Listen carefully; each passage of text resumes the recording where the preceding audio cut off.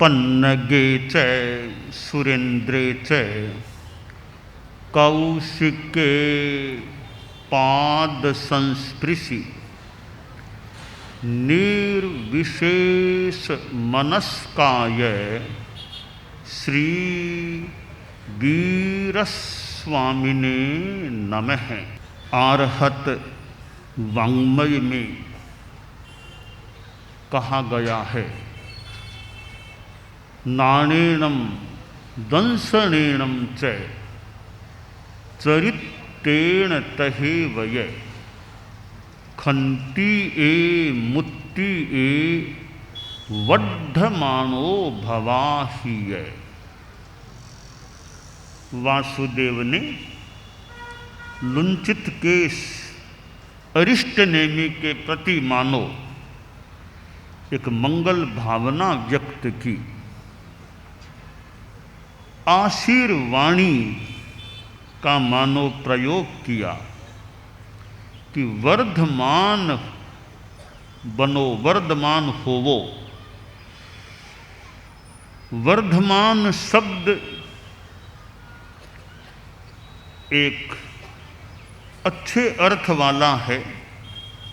यूँ तो अच्छा बुरा सापेक्ष बात हो सकती है। एक शब्द है वर्धमान और दूसरा शब्द है हीयमान और तीसरा शब्द है अवस्थित। वर्धमान यानी बढ़ता हुआ, बढ़ता हुआ, और हीयमान घटता हुआ, और अवस्थित न वर्धमान और न हीयमान है, वहीं रह रहा है, वह अवस्थित है। आज वर्धमान महोत्सव का त्रिदिवसीय कार्यक्रम शुरू हुआ है और पिछले कई वर्षों से यह वर्धमान महोत्सव की परंपरा भी चल रही है। मर्यादा महोत्सव से पूर्व या मर्यादा महोत्सव की मानो एक पृष्ठभूमि के रूप में वर्धमान महोत्सव आयोजित हुआ करता है। वर्धमान महोत्सव नाम पड़ा हुआ है, चलता है। व्याख्या करने वाला व्यक्ति अपने ढंग से कर सकता है। एक सूत्र होता है, उस सूत्र की व्याख्या अलग अलग कोणों से, अलग अलग संदर्भों में भी कोई करने वाला कर सकता है। जिसने सूत्र लिखा उसका तो कोई अपना आशय रहा हो सकता है, पर व्याख्याकार है वह तो अपने दिमाग से व्याख्या कर सकता है। वर्धमान महोत्सव जो नाम संज्ञा चली आ रही है, मैं इसकी एक व्याख्याकार की भूमिका अदा करता हुआ 3 रूपों में व्याख्या करता हूँ कि वर्धमान महोत्सव नाम है। तो एक तो बढ़िया बात यह है कि वर्धमान हमारे तीर्थंकर 24वें तीर्थंकर हैं। मैं समवाओं का स्वाध्याय कर रहा था, मुनि दिनेश जी मेरे साथ में पाठ और कर रहे थे, तो समवाओं में 24 तीर्थंकरों के नाम आए। मैं भूल न करूं तो महावीर नाम वहाँ नहीं था, वर्धमान नाम आया था, महावीर नाम नहीं दिखा। हम लोगस्य यानी उक्कित्तनम जो बोलते हैं उसमें महावीर नाम नहीं है। पासम तह बद्धमानम च, तो आगम वांग्मय में, इस लोकस में और समवाओं के उस स्थल पर वो भगवान महावीर यानी 24वें तीर्थंकर का नाम वर्धमान बताया गया है। और वैसे यह आता भी है कि जो उनका नाम रखा गया था, जब शिशु थे, नामकरण हुआ, तो नामकरण उनका सिद्धार्थ और जो का भी वर्धमान नाम रखना चाहते हैं, वर्धमान नाम रखा गया था। तो भगवान महावीर का नाम वर्धमान, तो वर्धमान महोत्सव में मानो भगवान महावीर विराजमान नाम के रूप में हो गए हैं। सहज ही प्रभु महावीर का नाम वर्धमान वर्धमान हमारे मुंह में आ जाता है। तो वर्धमान महोत्सव की व्याख्या का पहला मेरा अंग है कि यह भगवान महावीर के नाम से युक्त महोत्सव है, जो हमारे परम श्रद्धेय, परम वंदनीय, परम आराध्य भगवान महावीर, उनका नाम इसमें आ गया है। दूसरी व्याख्या मैं करता हूँ कि वर्धमान बढ़ता हुआ,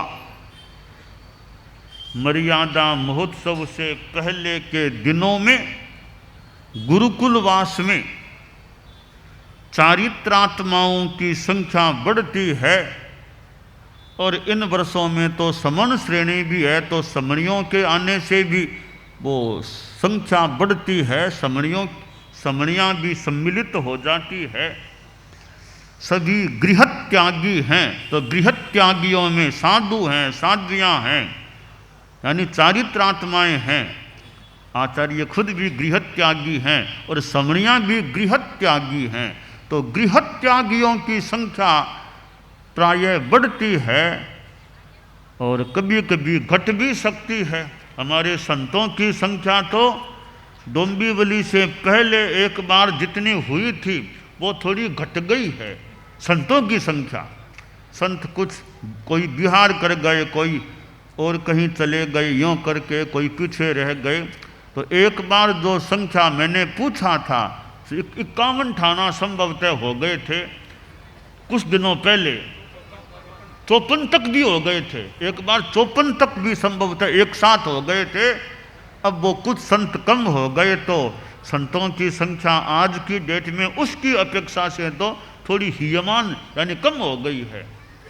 ठीक है, फिर भी यूँ कभी घटत बढ़त हो सकती है। मोटा मोटी रूप में मर्यादा महोत्सव के पूर्ववर्ती दिनों में साधु साधियों के ठाणे बढ़ते हैं, तो यह संख्या की वर्धमानता गुरुकुलवास में होती है। तो यह भी एक उत्सव भी, इतने ठाणे गुरुकुलवास में हो गए, चतुर्मास में थे उतने होते हैं, और फिर वो मर्यादा महोत्सव के दिनों में ज़्यादा हो जाते हैं।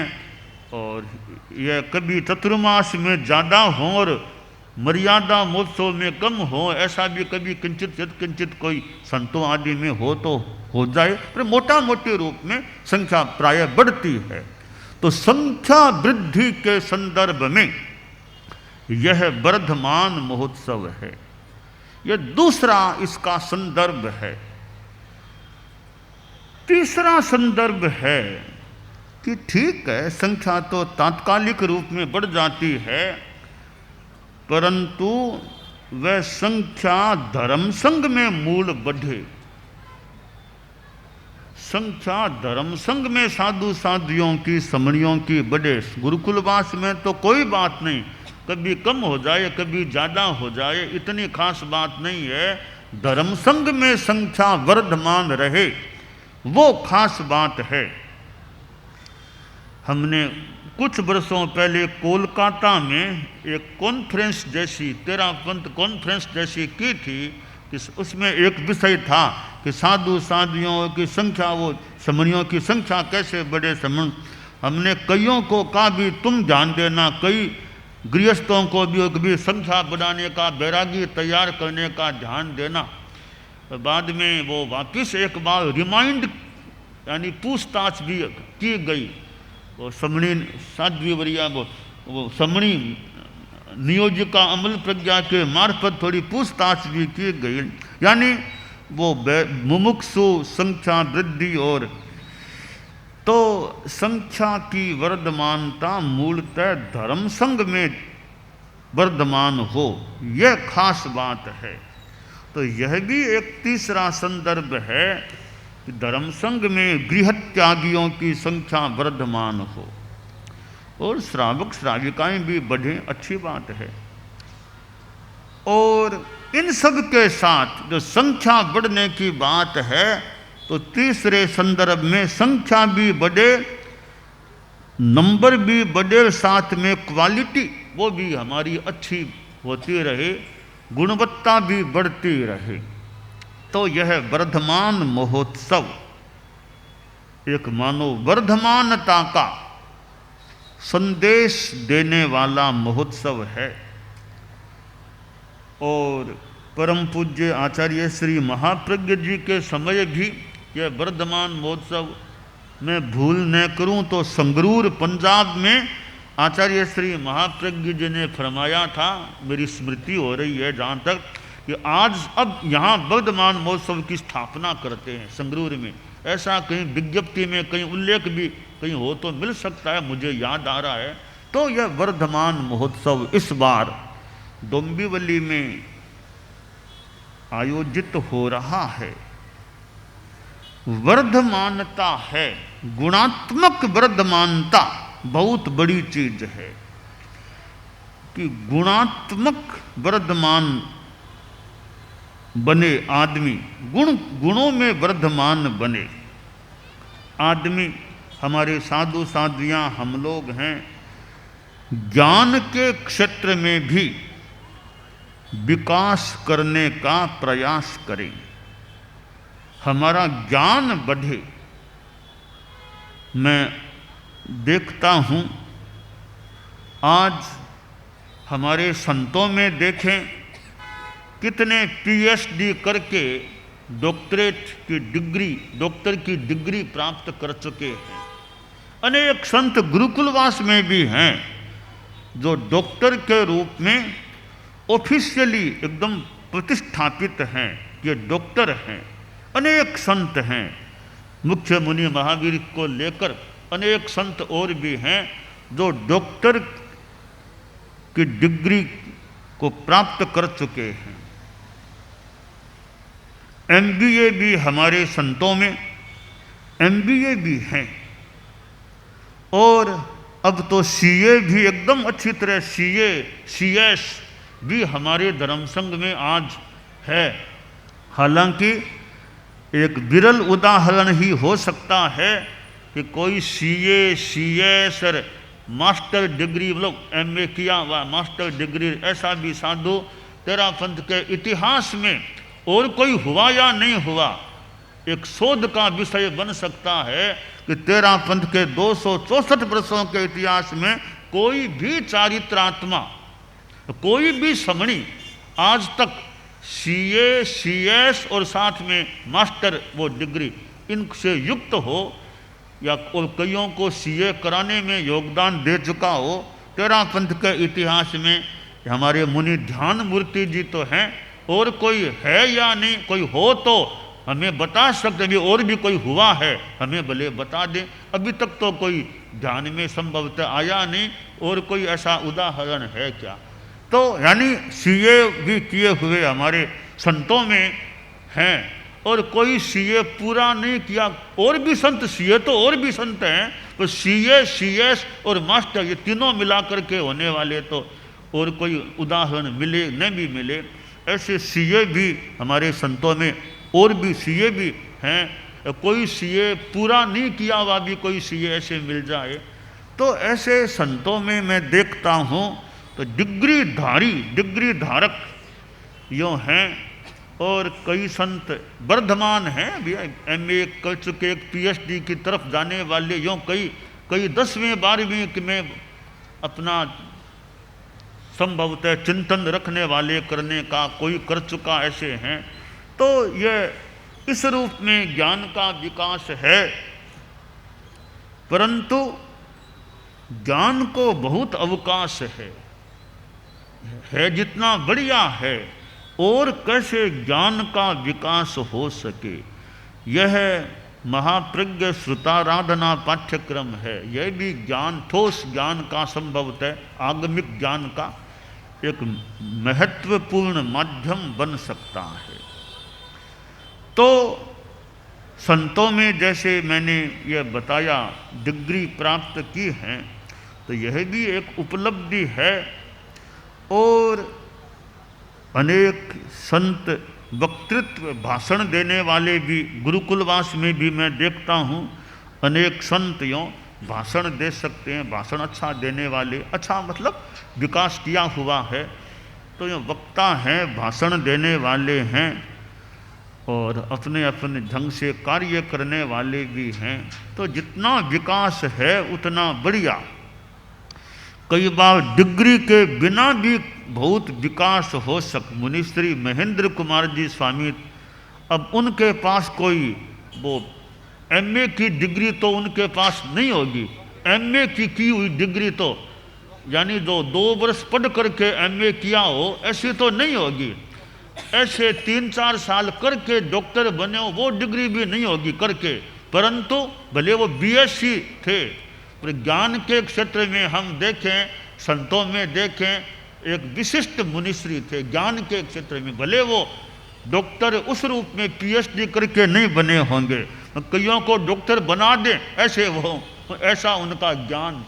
तो प्रोफेसर वो थे, वो पीएचडी करके डॉक्टरी वाली डिग्री नहीं थी।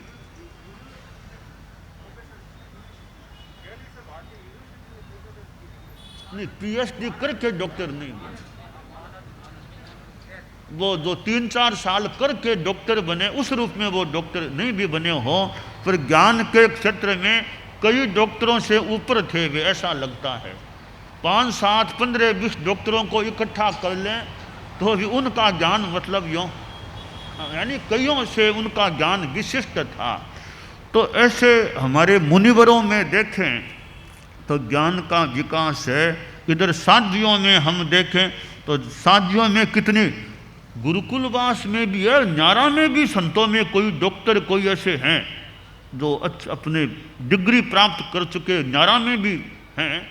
तो वो न्यारा गुरुकुल एक ही बात है। दो इसी प्रकार साध्वियों में भी मैं देखूं तो कितनी साध्वियाँ भी आज डॉक्टर की डिग्री से सम्मानित हो चुकी हैं, और कितने साध्वी प्रमुखा जी भी मास्टर डिग्री, साध्वी उरिया भी मास्टर डिग्री प्राप्त की हुई हैं, जो मास्टर की डिग्री हैं। और भी साध्वियाँ अपने ढंग से कई महाप्रज्ञ श्रुताराधना पाठ्यक्रम में चल रही है, वर्धमान है, बढ़ रही है। और अनेक साधु साध्वियाँ आगम कार्य जैसे कार्यों से, कोई भिक्षु वांग्मय के कार्य से यूँ जुड़े हुए भी हैं। तो साध्वियों का तो बड़ा समुदाय है, समूह है। तो कितनी वो डिग्रीधारी डॉक्टर के रूप में है, कार्य करने वाली भी हैं। न्यारा में भी साध्वियाँ कई अपना वक्तव्य अच्छा भाषण देने वाली, और कई न्यारा में भी डिग्रीधारी भी।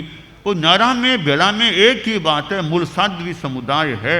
और समणियों में तो वाइस चांसलर तक बनी हुई हैं। अब जो साध्वियाँ बन गई है तो संतों में जैसे सीए की बात, साध्वियों में तो वाइस चांसलर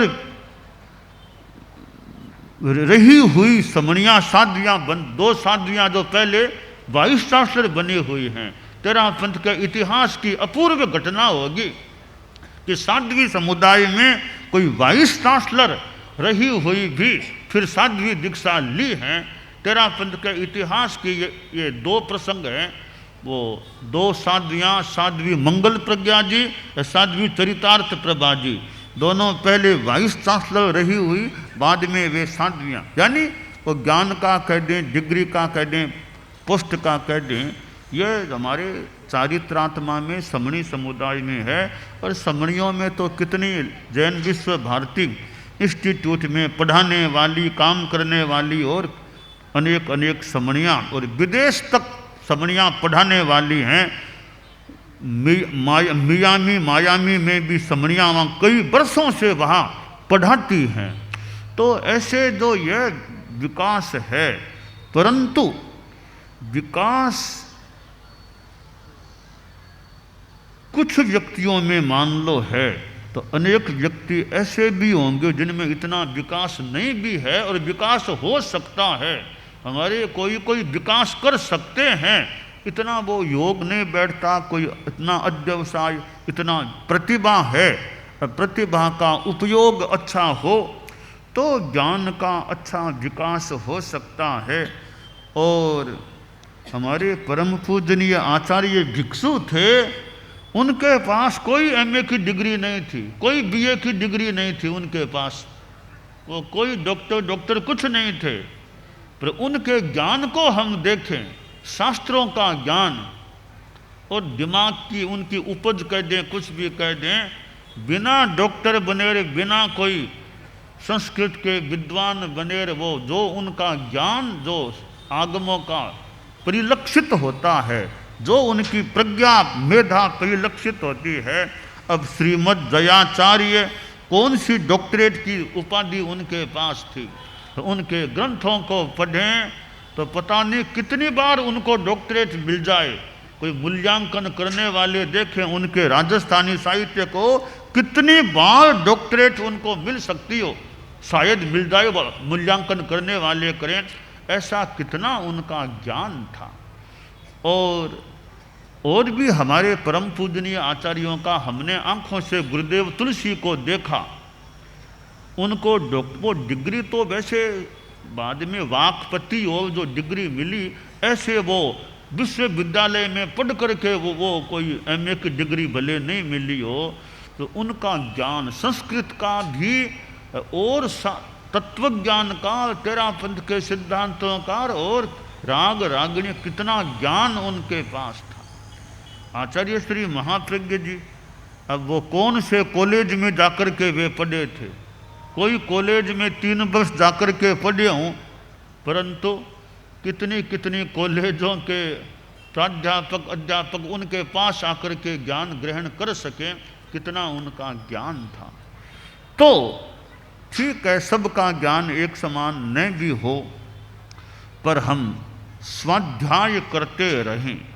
आज इतने आगम हमारे पास अनुदित हैं, टिप्पण युक्त हैं, भाष्य युक्त हैं, जो भी, तो हम उन आगमों का भी जितना समय मिले स्वाध्याय करें, चितालना करें, कंठस्थ करने का प्रयास करें। यूँ हमारे ज्ञान का विकास होते रहना चाहिए।